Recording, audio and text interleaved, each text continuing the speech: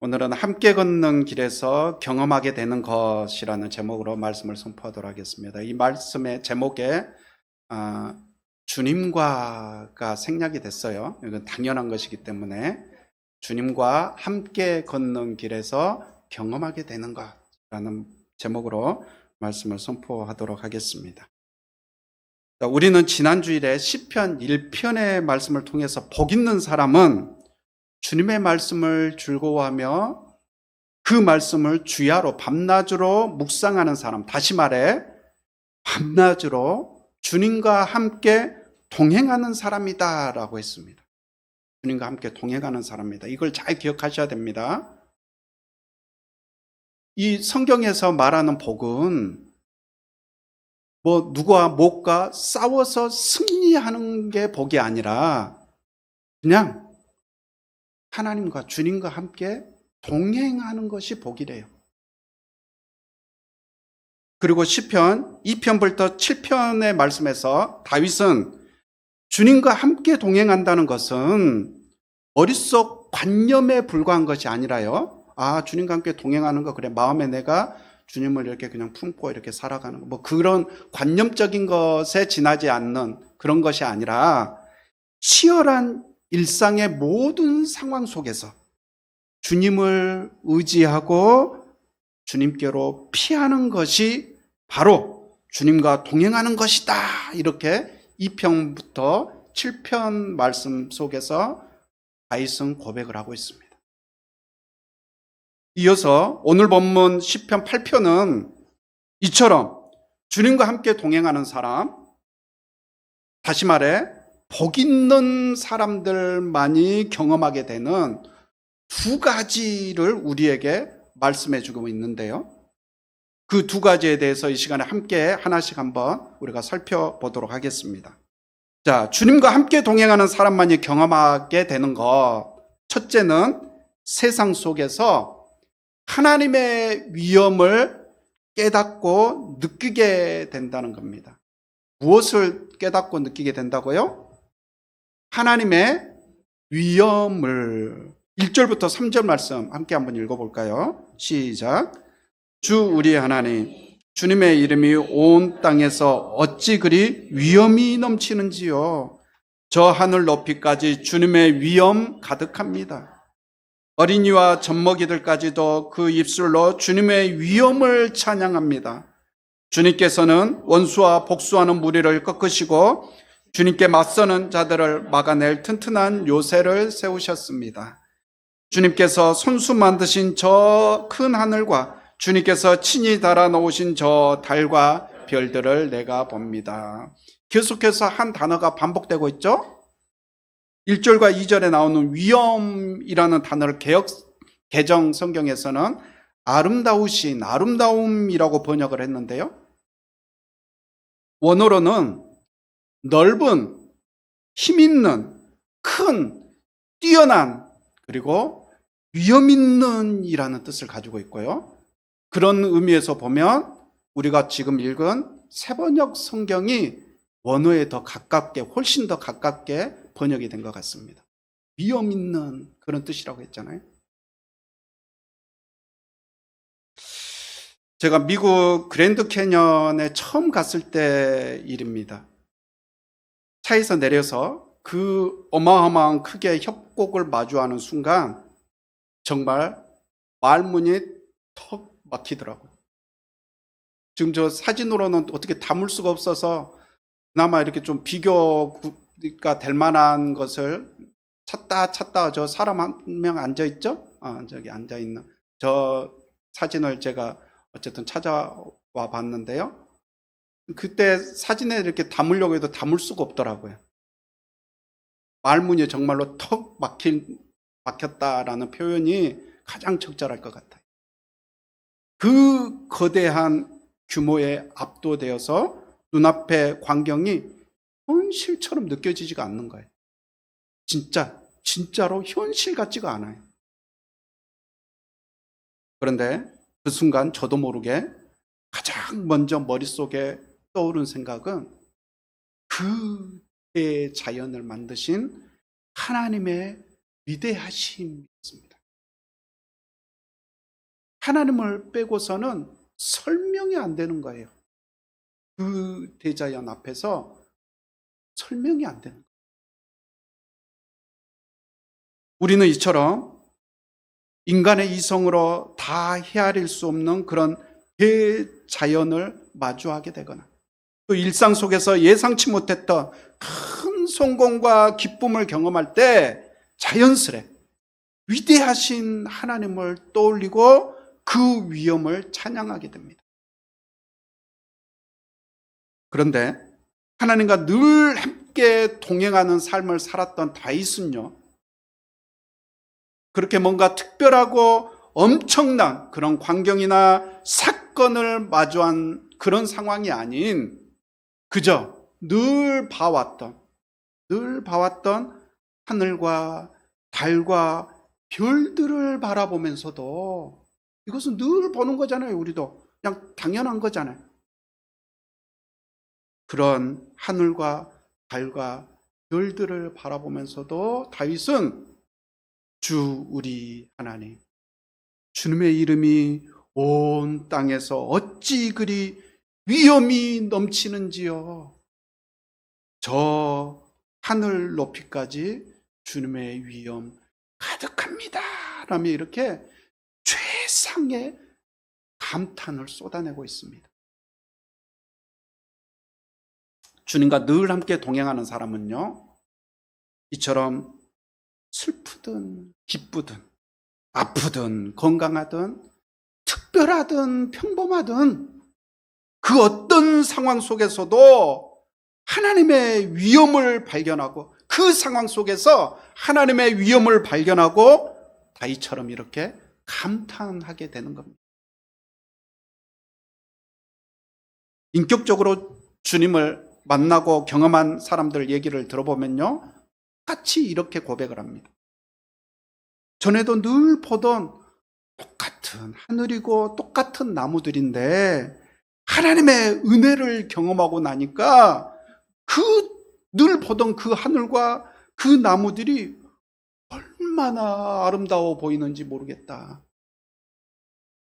또 전에는 그렇게 미웠던 사람이 하나님의 용서를 경험하고 나니 그 사람이, 그렇게 미웠던 그 사람이 얼마나 사랑스러워 보이는지 모르겠다.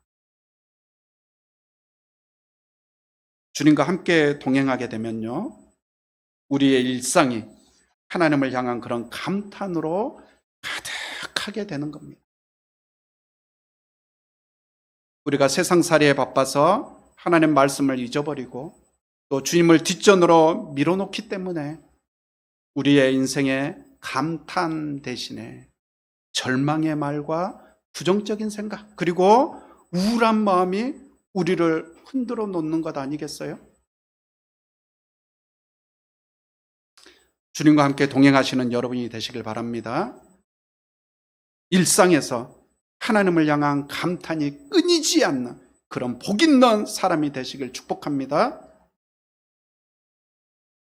우리가 그렇게 일상 속에서 주님의 위엄을 깨닫고 경험하게 된다면 2절에서 말씀하고 있는 그 어떤 원수, 그 어떤 복수하는 무리가 두려울 이유가 뭐가 있겠어요? 아무리 강한 힘을 가지고 있는 원수, 나에게 복수하려고 달려드는 그 원수, 그 원수가 주님의 위엄을 깨닫고 나면, 주님의 그 위엄을 경험하고 나면 그게 두려울 이유가 없잖아요. 그 누가 주님의 그 위엄 앞에서 감히 대항할 수 있겠어요? 2절에 위대하신 주님께서 그 위엄으로, 주님의 그 위엄으로 주님께서 맞서는 자들을 막아내 튼튼한 무엇을 세우셨다라고 했습니까? 튼튼한 요새를 세우셨다라고 했습니다. 주님의 위엄으로 세우신 그 요새, 튼튼한 요새라고 표현을 했어요. 그 요새를 누가 감히 주님의 그 위엄으로 세웠는데, 주님의 위엄으로 사람의 위엄이 아니에요. 주님의 위엄, 하나님의 위엄으로 세우신 그 튼튼한 요새를 누가 감히 뚫고 무너뜨릴 수 있겠어요? 지난 한 주간은 장마철이라 비가 계속 오락가락 했었죠. 지난 목요일에는 우리 교회 복도와, 그때 성경 공부 있는 날이었는데 우리 교회 복도와 화장실에 비가 새서 난리가 났었습니다. 천장에서 빗물이 진짜 폭포수처럼 쏟아져 버린 거예요. 제가 영상도 찍어뒀는데 출근하니까 막 그렇게 쏟아지고 있는 거예요. 재난 영화를 보는 것 같은 그런 느낌이었는데요. 그래서 그걸 촬영을 해서 주인한테 이제 건물주에게도 또 보내드렸죠. 그랬더니 뭐 몇 분 안 돼서 너무 심각하게 느껴졌던지 몇 분 안 돼서 금방 그 수리하시는 분들이 오셨더라고요. 근데 다 사실은 상황이 종료되고 났는데, 비가 좀 잦아들면서 어쨌든 상황이 종료되고 났는데 어쨌든 그렇게 빨리 서둘러서 오셨더라고요. 감사하게도 우리 예배실과 사무실에는 비가 안 새서 그나마 큰 피해 없이 그렇게 상황이 종료가 됐습니다. 그런데 저는 사실 비가 그렇게 세차게 쏟아지는 모습을 보면요, 가슴이 나도 모르게 몽글몽글해지고 기분이 좋아져요. 아주 제가 뭐 나이는 제가 잘 모르겠는데 기억이 안 나는데 아주 어렸을 적이었던 것 같아요. 부모님께서 동네 사람들을 또 이렇게 불러 모아서, 예전에는 이렇게 품앗이를 하잖아요, 농사 지을 때. 그래서 동네 사람들을 불러 모아가지고 손으로, 지금은 이제 뭐 이양기라고 하죠. 그걸로 이렇게 모를 심지만, 기계로 심지만 예전에는 다 사람들이 손으로 이렇게 심었잖아요. 그래서 사람들 손이 많이 필요한 거예요. 그래서 동네 사람들 다 모아가지고 모 심을 때는 그렇게 품앗이를 합니다. 그래서 그렇게 모를 심을 때 어린 저만 혼자 집에 두고 올 수 없으니까 저를 이제 데리고 그 논에 나가셨던 거예요.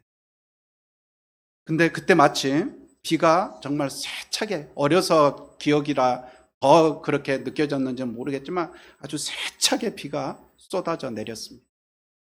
그래서 부모님께서 어린 저를 이제 그 논 밖에 논 길에 저를 앉혀놓고서 비를 맞지 않도록, 기억은 정확하지는 않는데 비닐이었던지 아니면 무슨 거적대기 같은 그런 걸로 이렇게 텐트처럼 이렇게 만들어 주신 거예요. 그냥 얼기설기 이렇게 막 만들어 주신 거예요. 뭐 좀 비슷하게 생긴 게 있길래 그림 가져와 봤는데요. 어쨌든 얼기설기, 저것도 아주 훌륭하죠. 저 정도만 해도. 그렇죠? 그렇게 해서 텐트처럼 이렇게 만들어 주신 거예요. 그 안에서 제가 비를 맞으며 그렇게 모를 심고 있는 어른들을 바라보고 있는데, 그 거적대기로 만든 그 텐트 안이 저에게 너무나 아늑하고 포근하게 그렇게 느껴지는 거예요. 어른들은 저렇게 확 비를 쏟아지는 그 비를 맞으면서 일을 하고 있는데, 저는 그 안에서 뭔가, 또 그 텐트 안에 있으면 또 그런 느낌도 들잖아요. 뭔가 포근하고 따뜻한 그런 느낌. 그래서 지금도 건물 안에서, 건물 밖에 나가서 비 맞는 것은 싫고요. 건물 안에서 밖에 비가 쏟아지는 장면을 보고 있으면 저도 모르게 가슴이 몽글몽글해지는 것 같습니다. 센 바람이, 강한 바람이 그 강한 바람 한 방이면 힘없이 날아가 버릴 그런 그 거적대기로 만든 그런 텐트 안에만 있어도 그렇게 안전함과 포근함을 느끼는 게 인간인데, 그 힘센, 뛰어난, 위대한, 그리고 오늘 성경 표현대로 위험 있는 그 주님께서 손수 세우신 요새예요. 세우신 요새. 얼마나 안전하고 얼마나 튼튼하겠어요. 여러분, 주님과 함께 동행함으로 우리의 일상 속에서, 또 모든 상황 속에서 그 하나님의 요새를 발견할 수 있기를 바랍니다. 그 튼튼한 하나님의 위엄으로 세우신 그 튼튼한 요새를 발견할 수 있게. 그리고 그 주님, 그 요새를 세우신 그 하나님을 향한 감탄이 우리의 일상 속에서 터져나오는 그런 복 있는 사람이 되시기를 축복합니다. 주님과 함께 동행하는 사람만이 경험하게 되는 것, 두 번째는 삶 속에서 하나님의 은혜를 깨닫고 느끼게 된다는 것입니다. 우리 4절부터 8절 말씀 함께 한번 읽어볼까요? 시작. 사람이 무엇이기에 주님께서 이렇게까지 생각하여 주시며 사람의 아들이 무엇이기에 주님께서 이렇게까지 돌보아 주십니까? 주님께서는 그를 하나님보다 조금 못하게 하시고 그에게 존귀하고 영화로운 왕관을 씌워 주셨습니다. 주님께서 손수 지으신 만물을 다스리게 하시고 모든 것을 그의 발 아래에 두셨습니다. 크고 작은 온갖 집짐승과 들짐승까지도 하늘을 나는 새들과 바다에서 놀고 있는 물고기와 물길 따라 움직이는 모든 것을 사람이 다스리게 하셨습니다. 우리가 무엇이길래, 사람이 도대체 무엇이길래. 지난 4월경 저희 더 와이즈 사회적 협동조합이라는 법인을 설립을 했습니다. 그리고 현재 그 법인 부설기관으로 우리 센터 2호점의 신설을 준비하고 있는데요. 이제 그 2호점의 설립 허가가 나오게 되면 우리 장 집사님 부부께서 법인을 통해서 직접 투자도 하고 또 센터를 앞으로 운영을 해 나가실 텐데요. 지난달 그 설립 허가를 신청할 당시 저는 우리 1호점이 안성에서 유일하게 기간평가, 제가 자주 언급해서 이제 다 기억하시죠? 최우수 A 등급을 받았기 때문에 1호점이 뭐 그랬는데, 그쵸? 2호점은 당연히 아주 쉽게 그렇게 허가가 나올 거라고 생각했었습니다. 그런데 심사 결과는, 제가 왜 이 예화를 들겠어요? 심사 결과는 통과 낙방이었습니다. 처음에는 그 결과를 듣고 나서 화가 치밀어 오르더라고요. 아니, 이렇게 정직하고 성실하고 꼼꼼하게 이렇게 운영을 잘해온 센터가 2호점을 내겠다는데 어떻게 허가를 안 내줄 수가 있어? 이게 말이 돼? 그러면서 막 그렇게 화가 났었는데요. 그런데 다음날 새벽 기도를 하는 중에 하나님께서 저의 교만과 자만심을 하셨습니다. 사실 우리 센터가, 이것도 뭐 제가 한번 말씀을 드려서 아시겠지만, 우리 센터가 최우수 A등급을 받은 건 순전히 하나님의 은혜였어요. 하나님의 은혜였어요. 센터 이전과 이 옆에 있다가 이쪽으로 이전을 했거든요. 센터 이전과 또 교회 개척이 평가 기간과 맞물리면서 평가 준비할 시간이 사실은 없었습니다. 다른 센터들은 평가한다 그러면 막 날을 새가면서 야근을 해가면서 그렇게 준비를 하는데요. 저희는 그럴 시간이 없었어요. 이거 우리 부부가 또 한결이 노아까지 합세해서 다 인테리어 했다고 했잖아요. 그거 언제 시간이 있겠어요? 평가 준비할.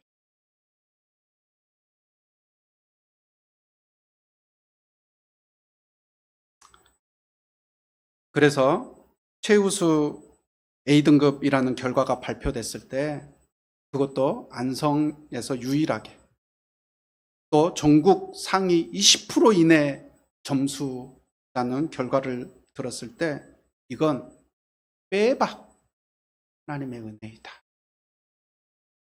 그렇게 인정할 수밖에 없었어요. 그런데 어느 순간부터인가 하나님의 은혜라는 그 처음에 그 고백은 점점 작아지고요.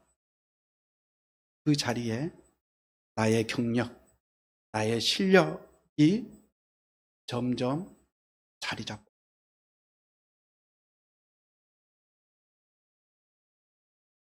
이처럼 우리는 잠깐이라도 주님의 손을 놓치고 한눈을 팔면 우리는 어느새 그렇게 하나님의 은혜는 잊어버리고 나의 실력과 나의 지식을 붙들게 되는 게 바로 우리입니다. 그러나 밤낮으로 주님과 함께 동행하는 사람은요, 다윗처럼 삶 속에서 자연스럽게 이렇게 고백하게 될 것입니다. 주님, 사람이 무엇이기에, 내가 무엇이기에, 내가 뭐가 잘났길래 주님께서 이렇게까지 생각하여 주시며, 사람의 아들이 무엇이기에 주님께서 이렇게까지 돌보아 주십니까? 이렇게까지 은혜를 베풀어 주십니까? 이렇게까지 잘되게 하십니까?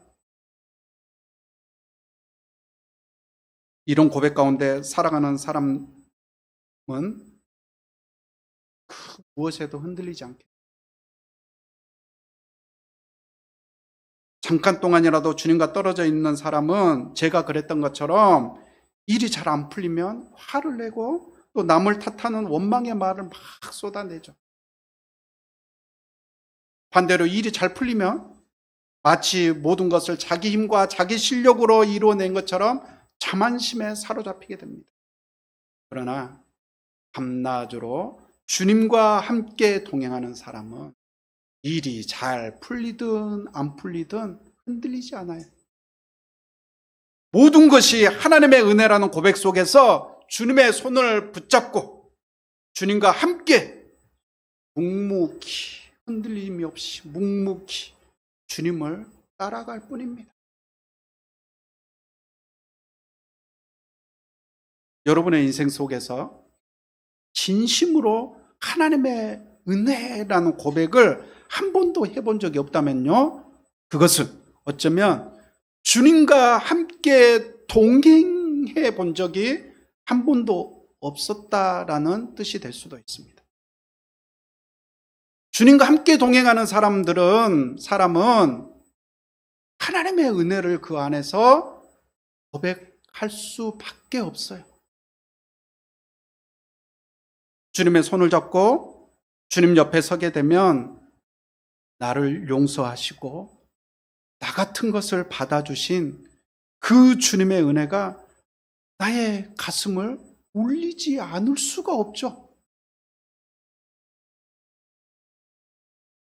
하나님의 은혜에 관한 말씀으로 유명한 성경 구절인데요, 고린도전서 15장 10절 말씀 함께 한번 읽어보겠습니다. 시작.